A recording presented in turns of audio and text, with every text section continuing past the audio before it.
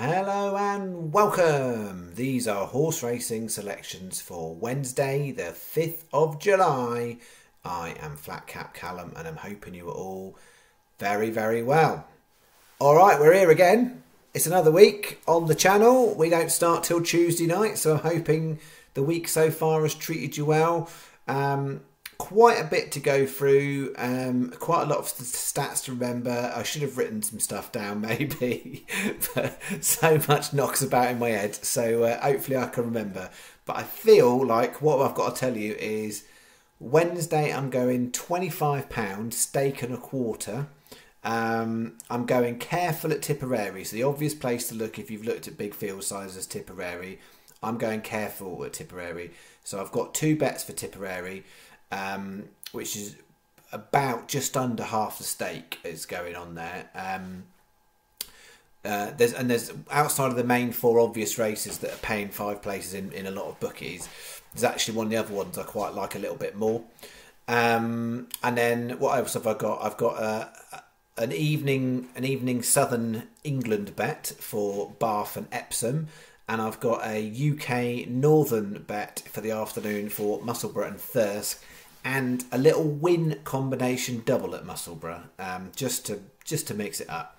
You'll see from the staking plan for Wednesday selections, it's all a little bit different. There's quite a bit of extra doubles on the side, and one single on the side. And the stakes for each of the multiples, whether it's Lucky 15s, one of the Tipperarys is a Yankee, that varies as well. So I apologise if you like exact same consistency around numbers, but that's not how I bet. And all of those slight tweaks of pence, all there for a reason. They're all baked into my calculations. So it doesn't necessarily always translate that the best. The bet with the most stake is the one that comes out, and as we've seen last few days of last week, it was my second and third choices in some of these races that were the horses that were performing well. We had a right string of winners last week, which were either second or third choices, and therefore didn't come out brilliantly well in the staking plan. So that is Wednesday's selections. I've got to go through Sunday's review, and I'll do that quick because it wasn't written out. I've got to go through the mention on the golf from last week. I've got to do a mention on Wimbledon because I put some bets out on that. I've got to do a mention on the comment bets. I've obviously got to do the bets for Wednesday, and then I'm going to mention golf bets. So I quite like last weekend, and I quite like this weekend particularly as well for golf. So I've got some golf bets, but I'm not going to do them on the vid. It's just going to make the vid really, really long, and there's quite a different bit of bookie advice. I'm not sure how clean it's going to come out on the screen. So with the golf bets, I will put it all in the comments, probably within half an hour of this video uploading. So if you watch it straight away, you won't see it, but within half an hour, all of my golf recommendations, and they're very different from bookie advice, is what I would say as well.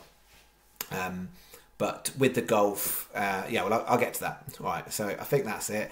And stats. I said I was going to do a few stats kind of from the half-year stage, so I'm going to do those after the bets as well. So I've got to try and remember all that, as well as try and remember some stuff I was going to say about the horses, and a bunch of statistics with that. So we'll see how I get on. Hopefully I won't give you inaccurate figures, and hopefully I'll remember all of the incredibly insightful stuff that I was going to share with you. Or for some, I'm sure, just regarded as waffle and just get on with the bets and show us your Sharpies and bog off. I'm sure that's how some people feel. But all right, so Sunday, we had 30 on, 2096, so it was a late upload Sunday afternoon. It was a really good day for value on Sunday, just didn't quite get it together. I had a few non-runners, which is a bit frustrating. We had 13 horses run and 5 make the frame, and one of those won. That's 38% strike rate, and that sometimes can absolutely be good enough for a decent day. We had 2 14-1s. We had Fiddix and Ardere across. We had Harry's Hill 1 at 16-1. How do you like that? 22s and Marsa 40s, I think, were the ones that all made the frame. But just there was little bits of kind of in places. So we had Fiddix and Ardere across place double with a non-runner, so that helped get a bit of money over the line. But we had Harry's Hill following on from Call in the Wind on Saturday, following on from Kodiak Prince on Friday. All were winners that didn't really count for a great deal, and the way the staking plan was, because they were second or third choices and there was nothing with them, either in a combo double, or I mean, in Harry's Hill's case, it was in the combination bets and no other bet. So yeah, that's just a bit frustrating, because it felt like all of last week we knocked on the door. We had winners in decent handicap fields, well, certainly decent field sizes. Not all of them. I think Kodiak Prince not necessarily the great quality race, but we had decent price winners each day, and some we had multiple, and we had some places, and it just, nothing quite came off. So we ended the week minus 25 roughly. So minus 25 on the back of the previous week, which is Ascot week, we found 40. So that was down about 65 for 2 weeks. So we're down 65 for 2 weeks. If you roll up the previous 5 weeks, we'd be about level for 5 weeks. If you'd be on 6 weeks, I think it means it's something like we were down. 7 weeks and beyond, we're up. Something like that. So it depends on how long you've been following. And as far as June, obviously we finished up about 20 quid on June, but we're 2 days into July staking, and we are just short of £20 down after Saturday and Sunday. So we're £19 down for July, having turned a corner and been up April, May and June. Those are those rundown stats. Sunday that was Sunday. Comments, I put nothing in the comments for horses on Monday, and for Tuesday I put in 2. Jet Fighter was a real disappointment, and that pulled up. And then Manhattan Dandy ran a great race. So I put it up at 20s, 22s in places. It drifted to 25s in the morning, so I know quite a few were on at 25s. SP was much shorter, I think it was 12 to 1. But that was like the 6:20 at that stage of the day. There hadn't been any other double figure price winners. It was all single prices, and even in the afternoon I think 8s or 9s was the best one. It was really, really terrible results for value hunters. So if you look at Tipperary, there was some decent field size handicaps at Tipperary. 2 were won by favourites, 1 by a second favourite. So yeah, it was a bit carnage if you're doing value hunting, unless you manage to string some places together in that one. But if you use the win market as a barometer, to have not a decent price win any of those 3 Tipperary races wasn't going to work out brilliantly well for a lot of folks, certainly the folks that follow the type of strategy we do on here. In the evening there was a few more bits that came off. If I'd done a video, that was the only winner I had for the day, so it would have been carried on the theme of one winner, albeit we would have had a bit more money down on it for Manhattan Dandy. So well done if you had that one. As a reminder, it's not something I record for the stats. That is just a Brucey bonus. Sometimes those comment bets do well, sometimes they don't, but because I know not everybody sees them, I don't want to record it for the stats. I only record for the stats. The horse racing bets I put out on a video. So that is that. So then what else was I going to say? So golf last week. So it was a bit like the US Open, and there was one bet in the US Open, which I don't think I even mentioned after the event, which was Austin Eckroth, which he was a tied 10th, which paid out as advised 300 to 1.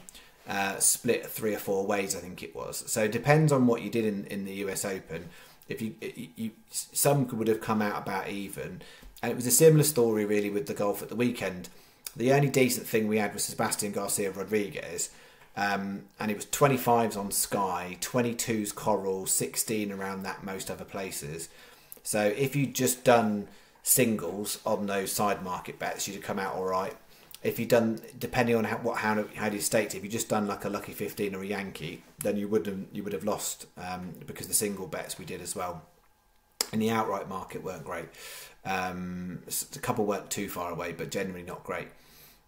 So yeah, it depends. So what I've done this week for golf, I keep saying about golf, I'll explain what I'm saying. You'll see when I write it in the comments, I'm not putting a staking amount to it, but I'm writing an advised percentage, right? So imagine your pot was £5 or £10 or £20, whatever it is, what I've advised is the rough percentages as per how I would do it with my own staking plan, because all my golf bets for this week are down, roughly how I would do it. So how much money, from a percentage point of view, I put on the outright win market, how much I would do for this week, how much I do an outright singles, how much I do an outright combination doubles, because that is within what I'm recommending for this weekend. I haven't done that for ages, but this weekend I think is a good weekend for combination doubles between two tournaments, and what percentage I would put to the side market stuff. So hopefully that will be all clear.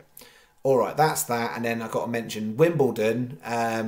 So I put some Wimbledon bets in the comments. Some of them, I mean, just carnage, to be honest. If it wasn't for Mark Mome, I can't even pronounce his name. He was the big shock on day one.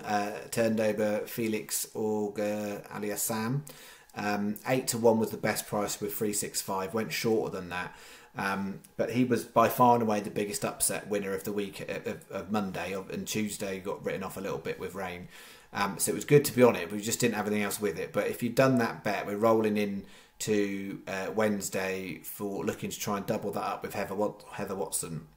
So that was the last one of those. In terms of the top quarter betting, that's looking like carnage. We had Katie McAnally lose in the first round to the homebred Jodie Burridge. So well done to Jodie, but not good for Katie McAnally. And then we've got two others in there that both look like they're currently losing their games, although they're sort of kind of held until Wednesday. So the only one who's not even played yet is Ugo Humbert for top quarter bet. So that's not looking so pretty, that bet at the moment at all. There were risky ones. I wrote in there it was very high risk, and the problem with why I wouldn't want to do stuff like this regularly on the channel is, like the horses, you have to wait sometimes for the right tournament day, whatever, for it to come off. So, as a one-off event for Wimbledon with those four players, if they all got turned over in the first round, it's going to look like a terrible bet. But if you do the same sort of thing and you multiply that over 10 Wimbledons, and all you really need there is a couple of results to come in, suddenly those look like they're profitable. But as a one-off, it's not looking so good. But come on, Heather Watson, for that one. All right, I think that's that. Shall I get to the actual bets for Wednesday? 12.5 minutes in. All right, here we go. So what have I got? Starting off here, so this is the afternoon lucky. 3.15 Thirsk. As a pair at Thirsk, I've done this double on. I quite like these. Grand Roque needs to, or Roque, wherever we're going to go with that. It needs to get back to its Irish form, which is much better on 6 furlongs on turf. So I'm hoping the change of kind of ground and whatnot will serve that horse well. So that's 20s. 3.35 Musselburgh. This one's a bit of a shout out, particularly if you're 3.65 in. Literally just as I was about to place the bet for the channel before the video, it went 40s. It's pretty much 50s across the board, Castleberg Rock. Although 3.65, if you're quick after upload, it's 66s in the main market. But this is a five runner race, I think. And you could get 66-1 top 2 on 3.65, or you could get 60-1 top 3, which is a little bit outrageous, to be honest. So that's the best bet you could have on that horse at the moment. Castleberg Rock, 60-1 top 3 out in a 5-runner race at Musselburgh. Now the reason the price it is because on current form, 100% this horse looks so completely out of its depth. But the other 4 all look quite tight together, and they're all will look quite close in terms of where they're on a handicap mark. Now, funny things happen in 5-runner races because you don't always get the pace to aim at. So well documented small fields can turn up funny results. Outside of that kind of thing, because we are having a bit of a punt on this one. Is it Ray or Roy Scraggs? Can't remember. Apologise if you're watching, Ray or Roy. Mr. Scraggs. He owns and trains the horse. He only has about half a dozen horses at any one time on the flat, but he actually has a particularly decent strike rate. More so on the all-weather, and that's where he's done latterly quite good the last couple of years. But roughly speaking, if you look last 5 years across all flat horses he's turned out, you've got a 1 in 3, roughly speaking, chance of framing, which is pretty good strike rate. So this one's making its handicap. Well, no, it made its handicap debut. This is the second chance. I told you there's a lot of stuff I was trying to remember. Second time it's run in a handicap. Last time it was soft ground off a break after wind surgery. This is the second time after wind surgery, and sometimes second time after wind surgery, then you can sort of see a difference. I don't think it would have liked. It wasn't soft ground. It was all weather. South Wales 7 furlongs, I think, and it wasn't. I don't think it's favourable. If you look at the breeding of the horse, it's not bred to be an all weather horse. It's bred to be a turf horse. If you go back to its original form, it was trained by Tom Clover. And the first time it ran against a couple of horses and finished not far behind them, have gone on to do so much better than that horse's mark. So anyway, right, getting a long way of saying, if that horse runs to the ability it did first time out last season with a different trainer, then absolutely that horse is flung in, because those horses around it have gone on to be much, much better. So it's not a kind of, there's a 5-horse race and I'm just taking a massive price one and chucking it in. But it is a bit of a punt, because you're really basing that off one race. And you're basing it off one race, and you're basing it off actually the owner trainer, who most people, won't come across so much, because he doesn't have particularly high quality horses, not very many of them. But yeah, for a small stable, his strike rate is really decent. So that's Castleburg Rock. Then 450 Thirsk, Carlton and Co. 25s. I think that's an Easterby one that has got a chance of popping back up again. And then 550 Musselburgh. I've got that in my win combo bet, but not that horse. Strox is one of these ones that can. It's a super low quality race, but absolutely has got the ability to frame. So 15p each way, lucky 15. It's a 40p each way single on Castleburg Rock. And a 40p each way double on Grand Roke and Castle and Co. £6.10 is bet one. Sky best, then 365 Paddy or Coral are next best. And for those of you who are using Paddy, they've now going back to having best price guaranteed on all meetings, but you need to go in opt in. They do this very annoying thing where you opt in for stuff, unless, watch out here, because this applies to, I know this works for people who've got 365 accounts too. Sometimes they change the rules. If you've got a really old account, you don't probably want to opt in, because you might already be getting preferable terms already. So as talked about a long while ago on this channel, there may be such a thing as a Paddy account, we'll say it quietly, that you can get best price guaranteed as soon as the betting market goes live. That isn't the case in current markets. So if you had a really old account that did something like that, you wouldn't want to opt in, because if you opt in, you're changing your terms and conditions, and you might not get that favourable terms. There are people I know who've got very, very old 365 accounts who still get best price guaranteed the night before, because their account is that old. And if you don't sign up and agree to any change of terms, you don't have to necessarily do that. It gets super, super complicated, this stuff. So if you think you've got some special preferable terms already, don't opt into what Paddy are doing already. Only do that if you're feeling like, yeah, you've lost out because you weren't getting bog on all the races and whatnot. Hopefully that makes sense. Okay, then unusual bet for the channel, win combination bet. I just thought it was just a small margin in it, and I felt everything else has sort of got higher price and stuff. I thought I just want to mix it up a little bit. So we've got 442 Musselburgh, Rock Melody and Black Friday, 7-runner race. 72 on Rock Melody, 11s, that's the much, much better price Black Friday.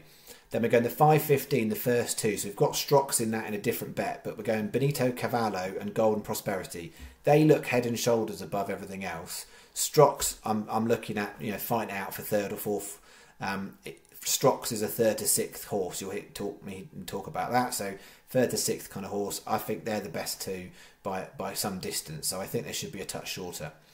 So 4 times 50p win doubles, not single bets, just win doubles. You basically need to get the winner of both races. If we do that, we'll turn a profit on that. I think even if it's the shortest ones, it's something around the 3.5 to 4 times stake worth. So it's worth having a little try on that one. Bog bookie is what you want. Okay, bet 3. 2 Tipperary bets. Starting off Yankee. As I said, haven't gotten big. I haven't got any combination doubles or whatever on Tipperary. I wasn't feeling. I mean, Tipperary's not an easy track. I say that. And Roscommon's not an easy track, so I was delighted to get a winner off that on Tuesday, and at a decent price. Tipperary's not an easy track. You tend to find horses can kind of suddenly change their form and run well at Tipperary when they haven't run well for a while. You can find sometimes the horses can finish a little bit stretched out as well, so you get funny results and it changes handicap marks. So I've just gone a bit careful. Got 4 what I would call shorter prices here. The 540 Tipperary, keeping faith with Real Tin Fantasy. We've backed it the last couple of times. We want it to come good today. A 640 layers, Linger for Longer, 11 to 1. That is a race that's not got as many runners as the others, and Sky are still 5. A lot of bookies are 4 on that one, but I liked it better as a value heat. 745 Black Point 17 to 2, and 820 Contraposto at 10. So it's a 25p each way Yankee. Yes, I'm risking the fact that any one of those could win. I didn't want to do a lucky 15 because I'm not really fussed on those sort of prices about an each way single on it. So if you wanted to do win singles, I think those are okay for win singles. And you want to do a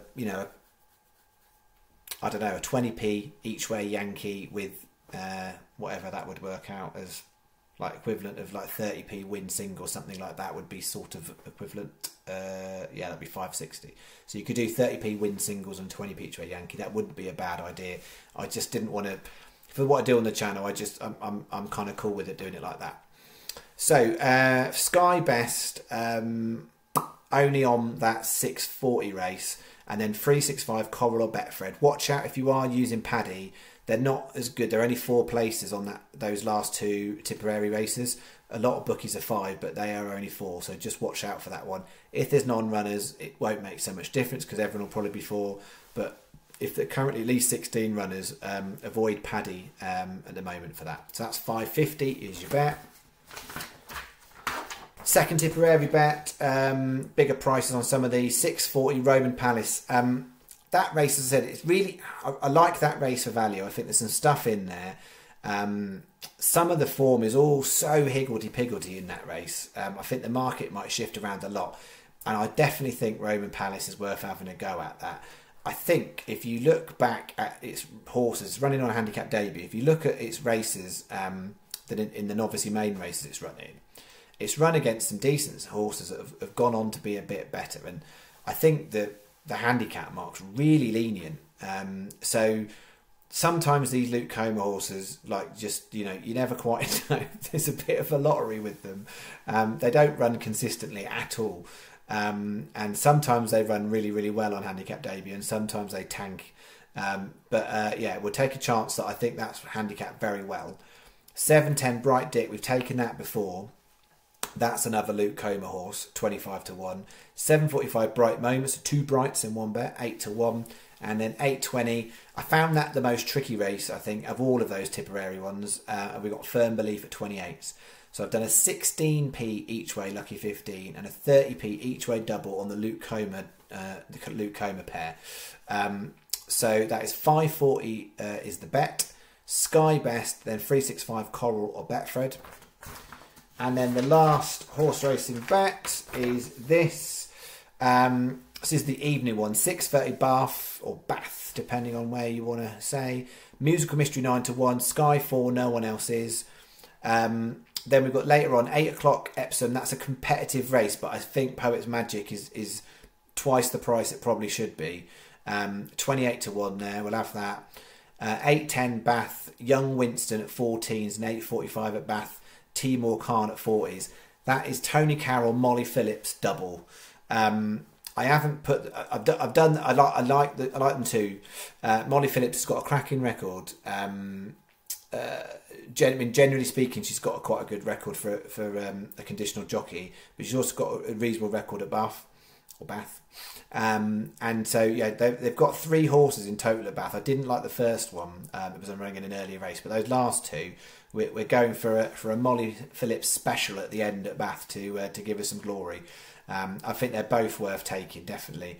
18p each way, lucky 15, and then a 30p each way double on Young Winston and Timor Khan. Sky or Unibet. So I think it's because that one is 4 on Unibet and 3 everywhere else. So Unibet stand out on that race. If you have got a Unibet account and you want single, do it on Timor Khan on your Unibet account. And then, yeah, Sky, Unibet, and then 365 Paddy Coral or Ladbrokes are next best on that. Same place terms with Bog. £6 is your bet. Okay, that is those. Stats, I was going through stats. The thing I was going to talk about stats. I don't think I've mentioned this since I did the review of the year after the end of 2022, clearly. So I try and keep a bit of a barometer check on what I do on the channel by using a site that some of you will be familiar with called OLBG.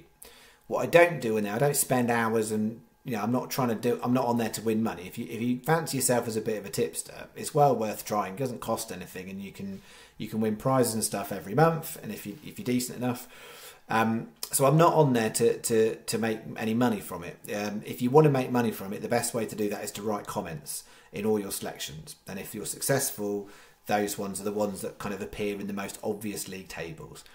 I don't do that. Literally, all I do on OLBG is I upload a video and then I go on to OLBG and I put in all of the horses I've backed for the channel, all of them, and then just put a standard single on them. Either if it's a win bet, put a win on it, or each way, it's each way.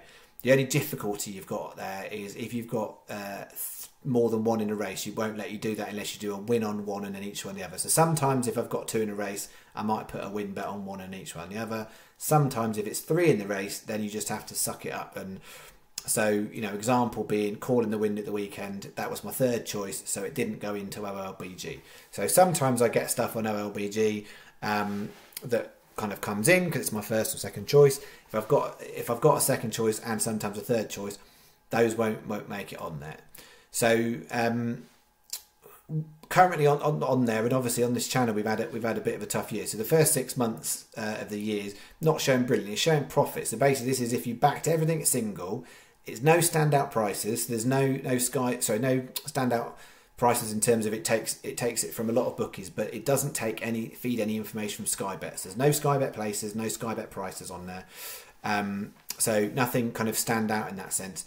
I'm also not like putting them all at the same time. So literally when I do the videos, when I upload it, I'm not kind of putting them on separate times. So the price available when I upload the video is what I pump into there. So I think it's only about 48 points up level stake for 6 months for doing it like that. But for the last 12 months, so it gives you stats for each month. It gives you a breakdown of 6 months, 12 months. So for 12 months, and obviously we had a good year last year, for 12 months, if you look at, I'll explain how to do it in a second, but basically it ranks me currently 9th overall. So if you backed everything as single at level stakes, and that's the key factor, that's how I would judge it, because that's how you can literally compare apples with apples. So level stake profit, it reads 240 points. So that's, irrespective of whatever stake you put down, if literally that's basically saying if you put a £1 win or £1 each or 50p each way, so level stake profit, so the equivalent of £1 a bet, you'd be £240 up for everything you've done on there. It translates for that 12-month period as 12.4% ROI, doing it like that. So yeah, obviously it's not anywhere near the same ROI as channel, because the channel, basically the whole point is we're doing it in multiples, and the channel was doing it in a staking plan to try and yield a greater percentage profit than what you would do just betting everything as a single bet. So 12.4, and I think the strike rate on there is recorded as 26%. So I'll talk on the channel about trying to get to 30% is where we need to be from an average point of view, but that's using Sky Places. So 26% strike rate gives you a good indication of, without Sky Extra Places, what my hit rate is for horses framing. Most of those are each ways. So if you ever want to go and have a look on there, it's not easy to find me, and I don't use my real name on there. So I'm not Flat Cap Callum. I use my OLBG pseudonym, which is Top Hat Tommy, not Flat Cap Callum. I'm Top Hat Tommy. So that's what you have to find in there. But the search engine's pants. So if you go into at the top screen, for anyone wants to go and have a look, you go into tables, and then it will default. It will give you horse racing tables, and it will default for the month. What you need to do is go click into where it says horse racing, and you need to scroll down and go all horse racing. Because I don't put comments, I don't appear in the horse racing table. If you click on all horse racing, so you go in and click on all horse racing, and then you go click on 12 months, and then you click on rank by LSP, so level stake profit, then you will see the league table that I would judge myself on. So because you can do weird things on profit margins, ROI. You can just literally bet one horse on there for a whole year and get a 200 to 1 winner or something, and you'd look great. So at level stakes profit over 12 months. So it ranks me 9th overall from the league table. So yeah, the 6 month stats don't look great, I don't think at all. But as I always say, judge it in the long term. So I'm pretty happy to be sat there when on 9th in a league table for something I'm not actually trying to do, if you like. I'm trying to do this, and I'm using that as a barometer to show where my stats are. So to be 9th out of everybody who uses that, without trying to be top of that, I feel like that it demonstrates that I'm not some sort of crank just chucking out random prices left, right and centre. What you will find in there though is most of the people that are in the highest ranking over 12-month period generally back bigger price horses. And that should tell you that ultimately, if you want to win a greater long-term profit, what we do here in the channel in terms of focusing on a value, and that means bigger prices and not getting so hot up about an even money favourite, long term, that is how to come out with the biggest yield. So yeah, super pleased with that, where it's looking. It was looking good after the 12-month period when I started, well, at the end of the year. So I'd only been doing that. I think I started doing it, I can't remember, April, May or something last year. So yeah, so I've got a nice 12-month, full 12 months from what is that? That's from the 1st of July 2022 to 30th of June 2023. That's when that 12-month period will be. It does update itself every month, so the league table will change overall. Any questions on that, shove it in the comments. All right, okay, that ended up being a mammoth video. I thought it was going to be. And I think maybe I've remembered everything I was supposed to say, other than the golf bets. Reminder, I'll put them all in the comments. But yeah, basically I've got 4 in the side market for the Made in Himmerland, which is the European Tour event. That's where my side market bet is for Lucky 15 or Yankee, and the advisory there is 365. And then in the outright market, I've got 4 in the Made in Himmerland and 4 in the John Deere Classic. And what I am suggesting for those of you brave souls out there, doing them as each way doubles is very high risk. But this is a week I haven't done it like that for ages, but this is a week I would combine the two. So as I said, I'll advise all of the stake in the comments, and that'll go up within half an hour of this video uploading. So if you've watched it till the end, if you refresh the comments now, you should see all the golf bets. All right. If you stay to the end, hats off to you. You're an absolute champion. Thank you very much. And I do genuinely appreciate all the loyal followers of this channel who literally listen to the whole thing. But yeah, if you've not had your fix for the last few days, because I've been either not done a video or a short video, enjoy this whilst you've been eating your porridge or your coffee or having your tea, whatever it is. And I will see you tomorrow night. What's that? Wednesday night for Thursday selections. Thank you very much. Bye bye.